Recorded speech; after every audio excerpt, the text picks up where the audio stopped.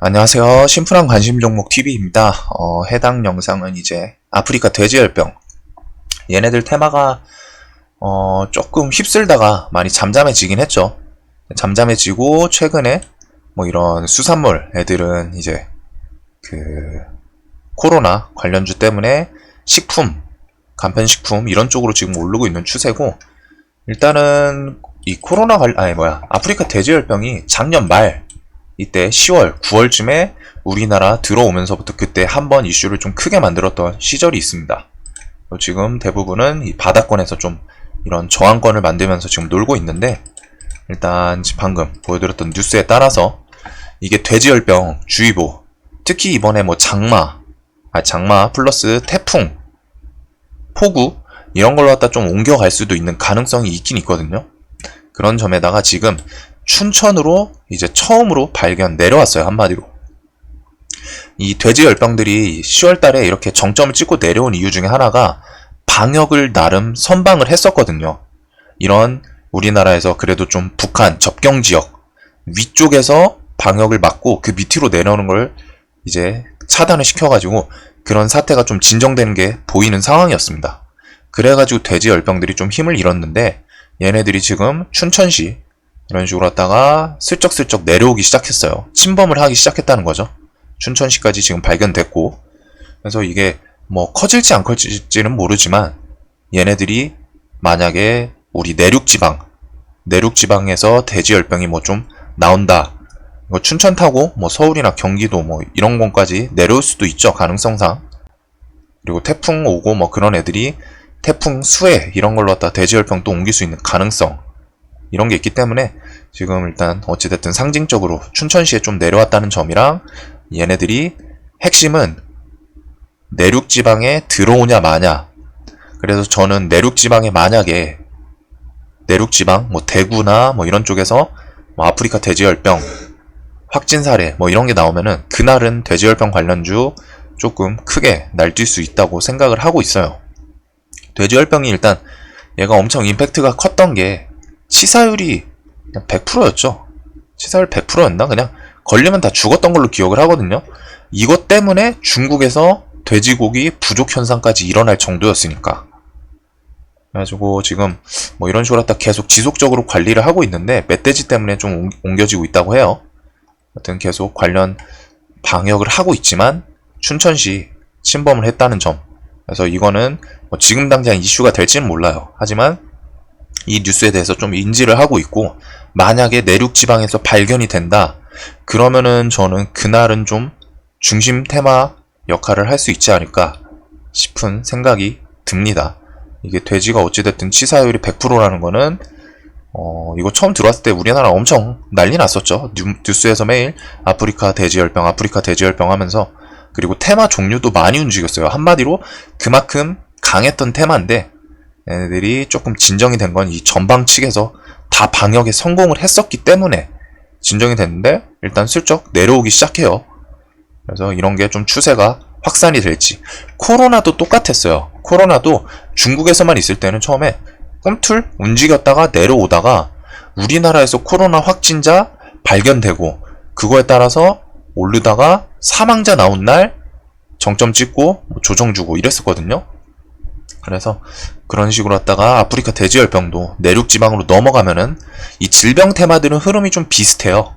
실제로 방역이나 뭐 이런 거 좀 커트가 되면은 또 조정이 들어가다가 뭔가 임팩트 있게 사망자가 나오거나 혹은 증가하거나, 그리고 막 서울 도심지에 침범하거나, 이런 거에 따라서 이 질병 테마들은 그런 거 이슈 삼아서 또 크게 움직일 수 있기 때문에 얘네들이 지금 당장 어떻게 될지 모르겠어요. 어찌됐든 춘천 발견은 됐는데 이 접경 부근이긴 하거든요. 얘네들이 이러다가 지금 뭐 또 태풍 올라온다 그러고 그런 거에 따라서 밑으로 좀 내려올 수 있는 가능성, 그래가지고 퍼지기 시작해서 내륙 지방에 들어오는지 그 뉴스를 좀 추적을 해야 될 것 같아요. 그래서 그거에 따라서 관련주들 지금 돼지열병 주의보, 그리고 뉴스가 꽤 나오고 있더라고요. 이 돼지열병 관련해서 지금 아무래도 태풍 한번 휩쓸고 장마도 엄청 왔었을 때 그때 바이러스 좀 퍼졌다 이런 것 때문에 좀 뉴스가 계속 나오긴 했는데, 지금 일단 춘천시 이 임팩트 뉴스 때문에, 그래서 제 생각에는 만약에 내륙 지방에서 발견이 된다 하면은 일단 우선적으로는 이 방역 관련주 체시스 혹은 파루, 태경 BK 이런 애들이 좀 방역 관련주예요. 이글벳부터. 그래서 요놈들이 일단 좀 방역 관련주고, 얘네들이 근데 좀 상대적으로 조금 힘은 약합니다. 처음에 가장 질병 들어오면은 가장 처음에 빠르게 움직였다가 그 이후에는 힘이 좀 많이 빠지는 애들이 방역 관련주예요. 이미 뚫렸으니까. 그래서 방역 관련주 석회 이런 애들이거든요. 그리고 여기 밑에 애들은 다 치료제 관련입니다. 치료제. 동물 치료제나 동물 백신, 아프리카 돼지열병 백신 개발한다. 돼지열병 백신 개발한다.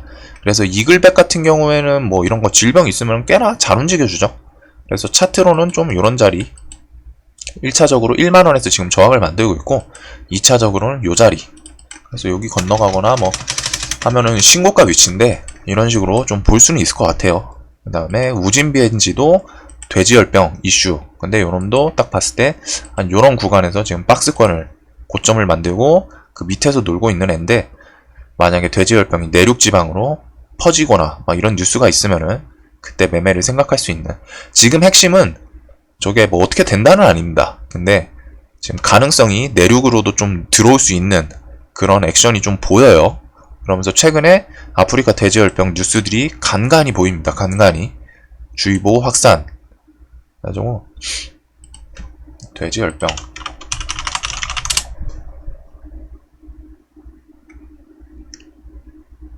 이런 식으로 왔다가 이틀 전 나온 뉴스긴 한데, 여기 좀 춘천 처음으로 발견됐다는 거는 좀 이제 임팩트가 있는 거죠.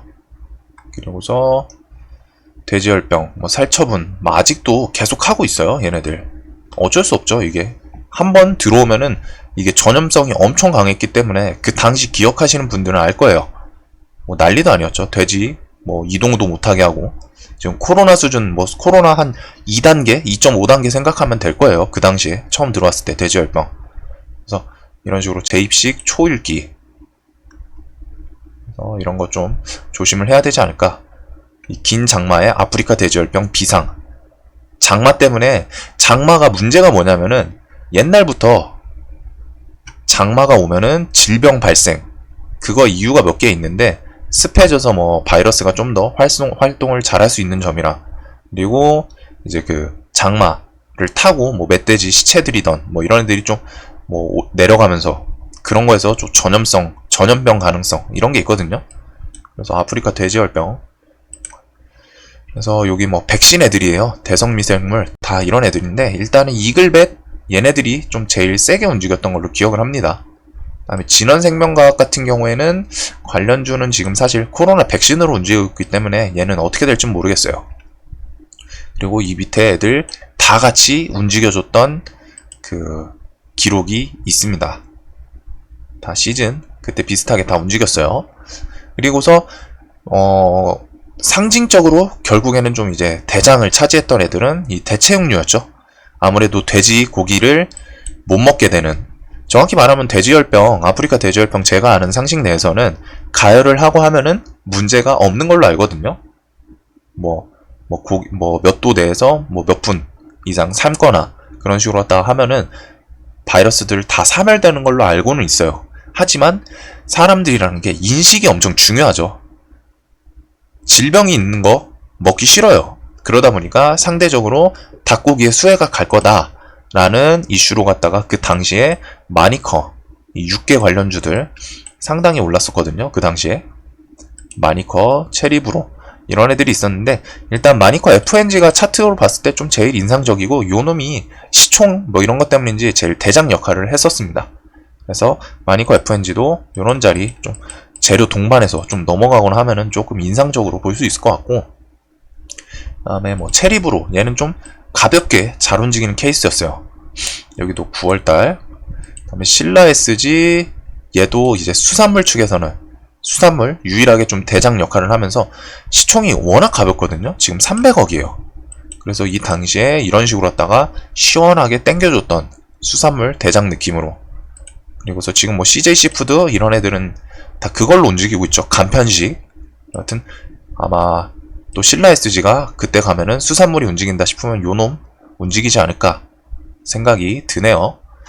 그리고 돼지열병이 이제 그 문제되는 것 중에 얘기가 나왔던 게 이제 잔반으로 갖다 먹여서 그렇다. 그래서 사료를 써야 된다. 그때 법안 뭐 이런 얘기도 나왔어요. 사료만 써라.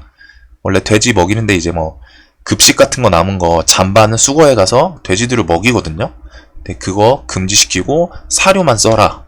그래서 그때 당시에 사료 애들도 움직였던 기억이 있습니다.